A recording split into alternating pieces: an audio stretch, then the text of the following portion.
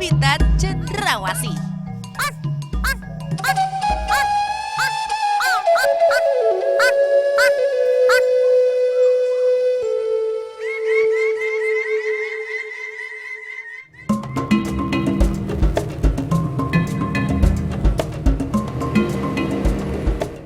Pagi ini Indonesia punya cerita mau cerita tentang berkunjung ke habitat asli burung cendrawasih. Oke deh kalau begitu kita kenalan dulu ya. Ini adalah Pak Lambert, pemandu wisatawan yang mau lihat burung cendrawasih di desa Sawingrai, Pulau Gam, Papua. Untuk bisa melihat cendrawasih, satu hal yang harus diingat. Datanglah saat waktu masih menunjukkan pukul 6 pagi. Soalnya burung cendrawasih hanya keluar makan dan bermain di pagi hari. Makanya buat kalian yang gak bisa bangun pagi, kalah deh sama burung cendrawasih. Tujuannya satu, menaiki bukit untuk sampai di salah satu titik tertinggi dekat dengan pohon tempat mereka biasa bermain. Namun ada beberapa pantangan untuk melihat si burung cendrawasih. Pertama, keluarga Indonesia gak boleh menggunakan baju berwarna merah ya. Karena warna mencolok biasanya membuat burung cantik ini enggan menunjukkan diri. Kedua, saat memasuki kawasan hutan, keluarga Indonesia gak boleh berisik.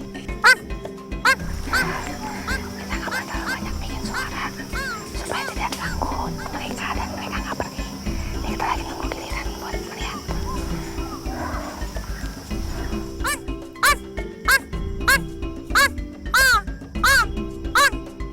Saatnya keluarin kamera dan lensa tele. Akhirnya si cantik muncul. Burung kecil berwarna kekuningan di bagian leher dan merah di bagian bulunya seolah menyapa. Hai cantik. Burung cendrawasih ini termasuk dalam genus Paradisea. Spesies tipe Paradisea rubra. Nah, untuk ngebedain betina dan jantan melalui ekornya.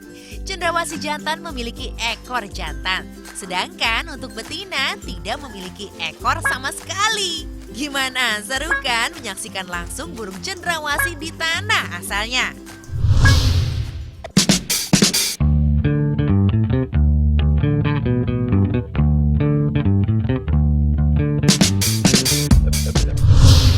Kaldu kokot Madura.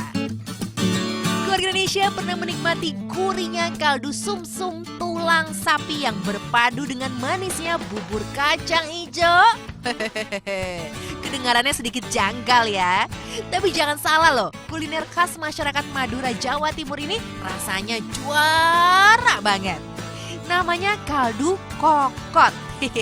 Dari namanya aja udah unik ya keluarga Indonesia. Dan seperti ini nih penampakan si kaldu kokot. Yummy.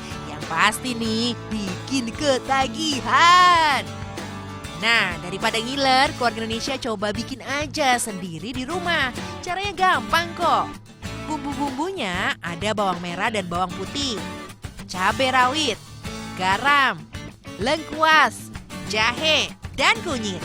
Jangan lupa bahan utamanya bebalungan atau tulang kaki sapi serta kacang hijau. Semua bumbu-bumbu rempah tadi diulek sampai lembut, lalu tumis hingga harum.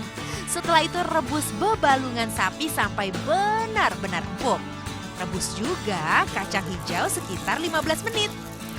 Selanjutnya bumbu yang sudah dihaluskan dicampur ke dalam bubur kacang hijau. Waduh, yakin nih nggak salah.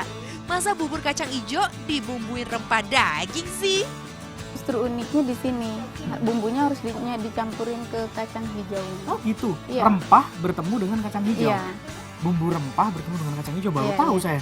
Ini kan biasanya bumbu daging ya. iya. Beneran nih mbak rasanya. Iya beneran. Nggak Makanya aneh kan nih nanti, ha. enggak aneh. Jadi yang disebut kaldu kokot itu tuh sebenarnya antara kacang hijau sama ini tuh bersatu jadi satu ya sama rempah. Iya. Pokoknya aduk terus. Semakin penasaran ya kayak apa nih rasanya masakan ini. Terakhir tinggal campurkan bubur kacang hijau bumbu rempah ke dalam rebusan bebalungan. Dan kaldu kokot siap disantap. Berarti kayak gini tuh tiap hari ada nih kalau makanan kaldu kokot ini. Iya, apalagi kalau ada acara-acara besar itu di Madura ini wajib ada. Selalu ya? Selalu. Tiap rumah berarti bisa bikin semua ya? Bisa bikin semua. Soalnya ini udah jadi tradisi. Rasanya, aduh nggak bisa diungkapin dengan kata-kata deh. Sum-sum dari dalam tulang yang begitu lembut berpadu dengan rasa gurih dan pedas yang pas banget. Wah, benar-benar enak, nah. Keluarga Indonesia ternyata Madura nggak cuma terkenal sama olahan bebeknya saja ya. Ada banyak kuliner istimewa yang patut untuk dinikmati.